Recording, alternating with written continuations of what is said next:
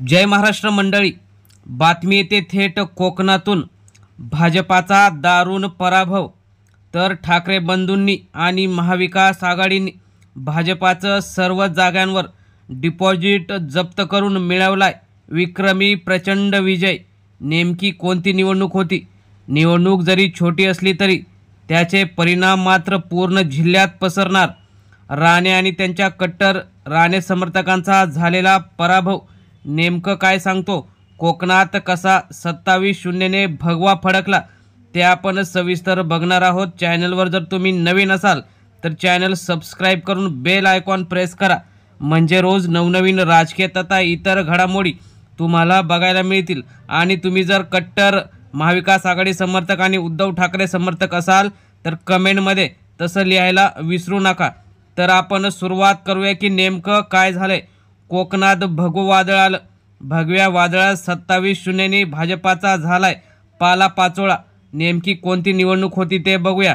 कोकणात आज पुन्हा एकदा ठाकरे लाट उसळली। कोकणात जिथे शिवसेनेचं घर आहे तिथे आज राजकारणाची दिशा आणि दशा दोन्ही बदलून गेले।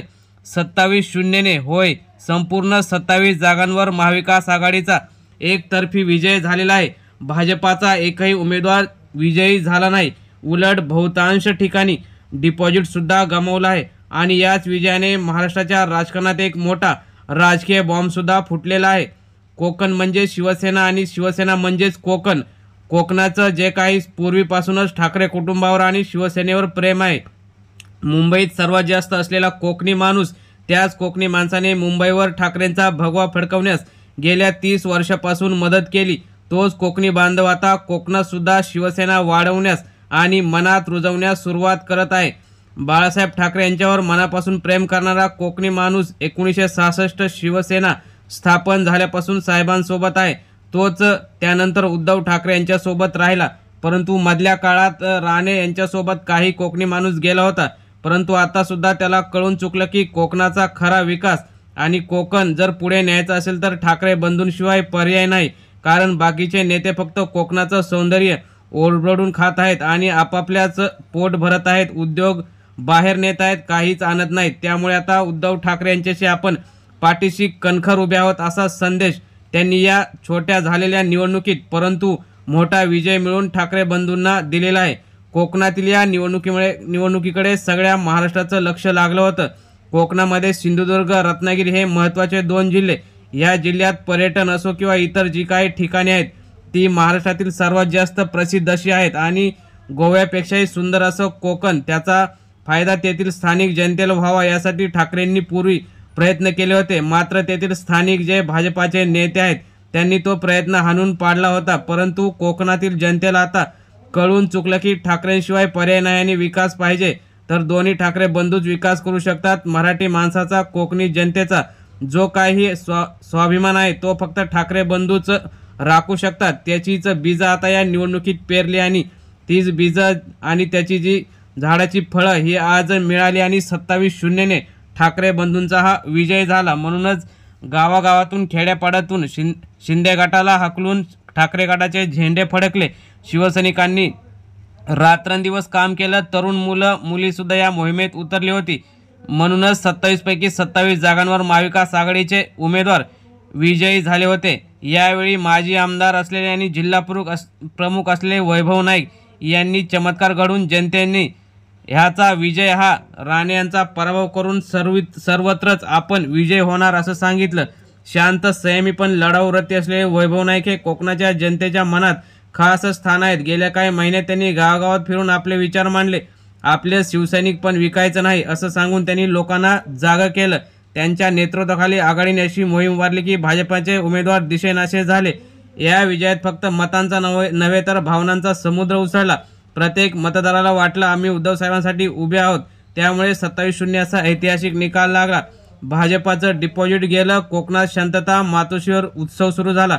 भाजपसाठी हा निकाल म्हणजे धक्का नव्हे तर तो राजकीय भूकंप आहे। शिंदे गटासोबत हातमिळवणी करून भाजपाने कोकणात ताकद दाखवण्याचा प्रयत्न केला होता, मात्र जनतेने त्यांना थेट नाकारले। काही ठिकाणी उमेदवारांना काहीच मतं मिळाली नाहीत। लोकांनी स्पष्ट संदेश दिला की दिल्लीची सत्ता कोकणावर चालत नाही, इतर ठाकरेंचे राज्य मनात घर करत आहे। दुसरीकडे मातोश्रीवर आनंदाचे वातावरण सुरू होते। उद्धव ठाकरे यांनी सुद्धा विजयी झालेल्या शिलेदारांना फोन करून तुम्ही कोकणचा अभिमान आहात, निकाल लागल्यानंतर काही क्षणात थेट फोन गेल्याने शिवसैनिक आणि वैभव नाईक यांनी सुद्धा सर्वांचं अभिनंदन केलं।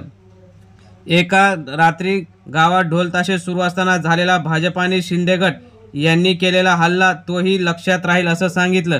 महाविकास आघाडीची एकजूट शिवसेना, राष्ट्रवादी आणि काँग्रेस हे एकत्र असल्याने हा एकजुटीचा मंत्र स्थानिक नेत्यांनी आपापले मतभेद विसरून एकत्र मोर्चा उभारला होता। शिवसैनिकांनी राष्ट्रवादीच्या आणि काँग्रेसच्या उमेदवारांसाठी काम केलं।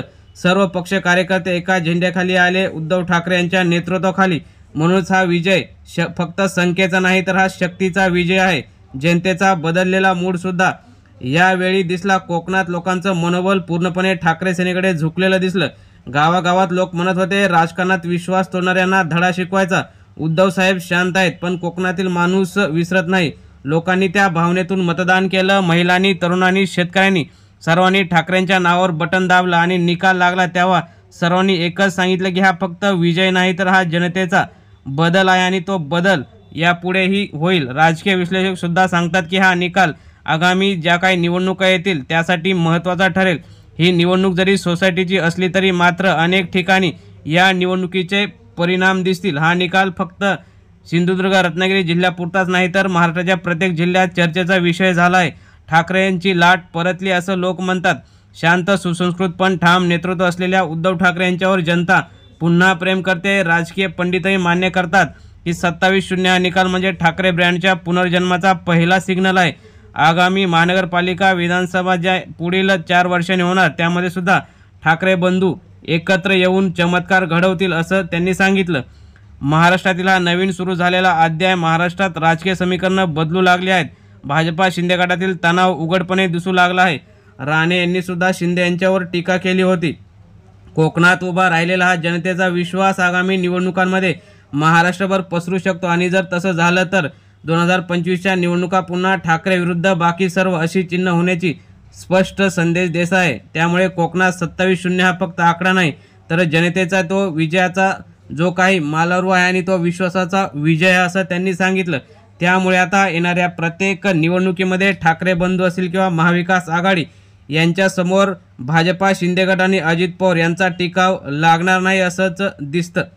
मित्रांनो, तुम्हाला काय वाटतं? असंच जर चालू राहिलं, ठाकरे ब्रँड जर चमकत राहिला तर मुंबई महानगरपालिकेत अमित शहा किंवा मोदी यांनी कितीही सभा घेतल्या तरी राज आणि उद्धव यांच्या सभेपुढे ते फिकेच पडतील का? तुम्हाला काय वाटतं? तुम्ही सुद्धा तुमच्या प्रतिक्रिया कमेंटमध्ये नक्की व्यक्त करा आणि सांगा की तुम्ही कोणत्या पक्षाचे समर्थक आहात। धन्यवाद। जय हिंद, जय महाराष्ट्र।